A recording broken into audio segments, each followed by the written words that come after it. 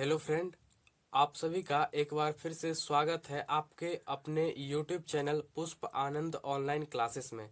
आज के इस क्लास में हम लोग क्लास 10th मैथ त्रिकोणमिति जो चैप्टर नंबर 8 है, इसके कुछ बेसिक कॉन्सेप्ट को देखेंगे और इसमें जितने भी फॉर्मूला हैं उन सभी को हम देखने का प्रयास करेंगे। तो आप लोग इस क्लास में अंत तक बने रहें, क्योंकि ये चैप्टर यदि जो आप चैप्टर नंबर 8 पढ़ लेते हैं तो इसी चैप्टर के कॉन्सेप्ट पर इसके अगला चैप्टर जिसका नाम ऊंचाई और दूरी, जो हाइट एंड डिस्टेंस का चैप्टर है, वो चैप्टर आपके इसी चैप्टर के कॉन्सेप्ट से सोल्व होगा। तो आप लोग इस चैप्टर में बिल्कुल ध्यान से समझते जाइएगा। हम आपको वैसे बता देंगे जिससे कि आपको एक बार पढ़ लीजिएगा तो दिमाग में सीधे सेट हो जाएगा।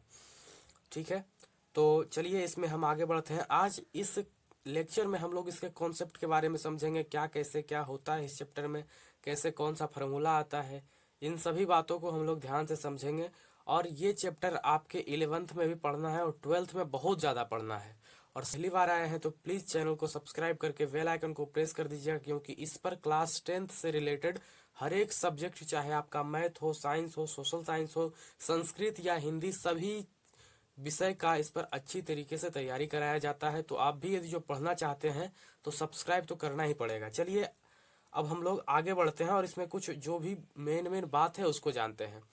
तो सबसे पहले ये त्रिकोणमिति जो शब्द आप देख रहे हैं, ये त्रिकोणमिति तीन शब्दों के मिलने से बना है। और तीन शब्द कहाँ के हैं? तो ग्रीक के तीन शब्द हैं। सबसे पहला त्रि है। त्रि का अर्थ होता है तीन। क्या होता है? तीन। त्रि का मतलब होता है तीन। कोण का मतलब कोण ही होता है। ठीक है, कोण का मतलब क्या होता है? कोण। और मिति का मतलब होता है माप या मापन। माप या मापन। समझ में आ गया? त्रि का अर्थ होता है तीन, कोण का अर्थ होता है कोण, और मिति का अर्थ होता है माप या मापन। और त्रिकोणमिति यानी कि त्रिकोणमिति कहने का मतलब, पूरा त्रिकोणमिति कहने का मतलब ये हो गया कि जिसमें तीन कोणों की माप का अध्ययन करना पड़ता हो, उसे त्रिकोणमिति कहते हैं।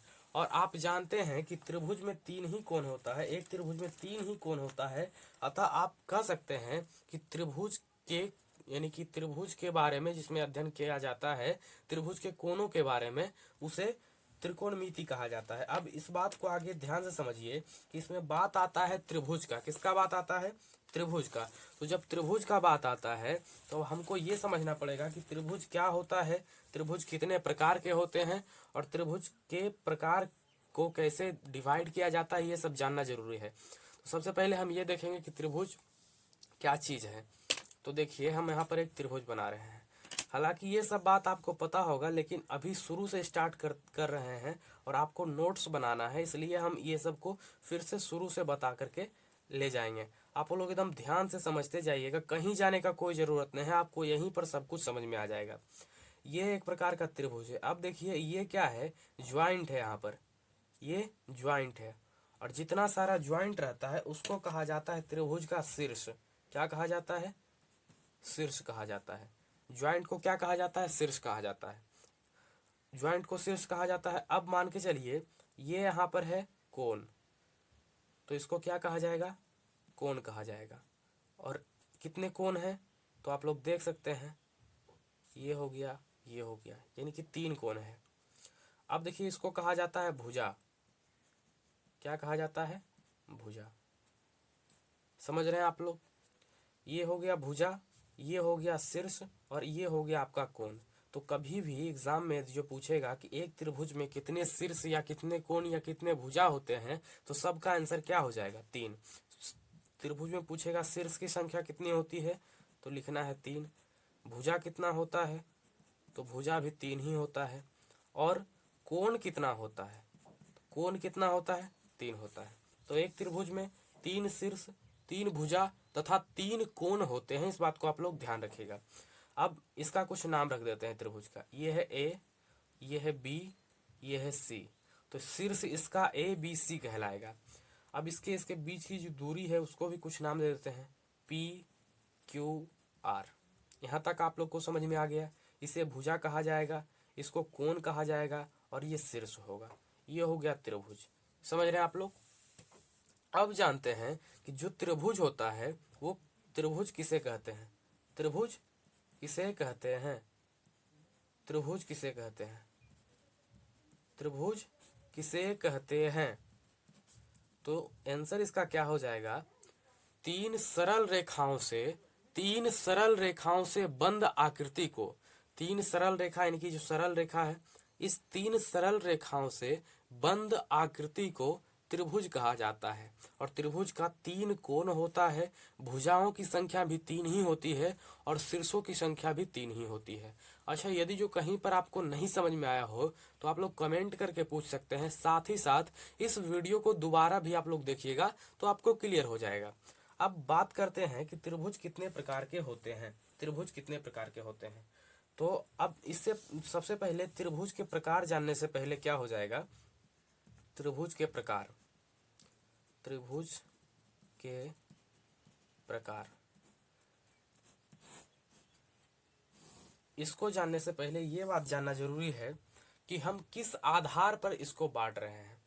त्रिभुज के प्रकार को जानने से पहले ये जानना जरूरी है कि इसको हम किस आधार पर बांट रहे हैं। किस आधार पर कहने का मतलब ये है, अच्छा यदि जो आपको कहेगा इंसानों को बांटने के लिए, तो आप उससे ये पूछिएगा कि किस आधार पर बांटना है, उम्र के आधार पर बांटना है क्या, कि उसके मोटाई के आधार पर बांटना है, कि एक हो गया बहुत मोटा है, एक बहुत पतला है। उम्र के आधार पर जो बांटेंगे तो एक 20 से ज्यादा उम्र का, एक 20 से कम की उम्र का। तो त्रिभुज को कितने प्रकार से बांटा जा सकता है, तो त्रिभुज को दो प्रकार से बांट सकते हैं हम लोग। कितने प्रकार से? दो प्रकार से।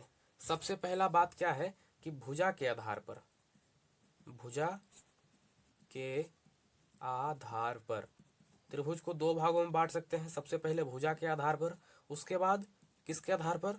कोण के आधार पर। किसके आधार पर? कोण के आधार पर। त्रिभुज को दो भाग में हम लोग बांट दिए। सबसे पहला किस में बांटे? भुजा के आधार पर। सबसे पहले इसको बांट सकते हैं भुजा के आधार पर। उसके बाद किस में बांटे? कोण के आधार पर। तो त्रिभुज को दो भाग में हम लोग बांट सकते हैं। सबसे पहले त्रिभुज के प्रकार को दो भागों में भी डिवाइड किया जा सकता है। सबसे पहला भुजा के आधार पर, दूसरा कोण के आधार पर।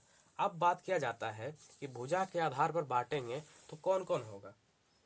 अब त्रिभुज को हम भुजा के आधार पर बांट रहे हैं तो कौन होगा, तो देखिए त्रिभुज क्या हो सकता है।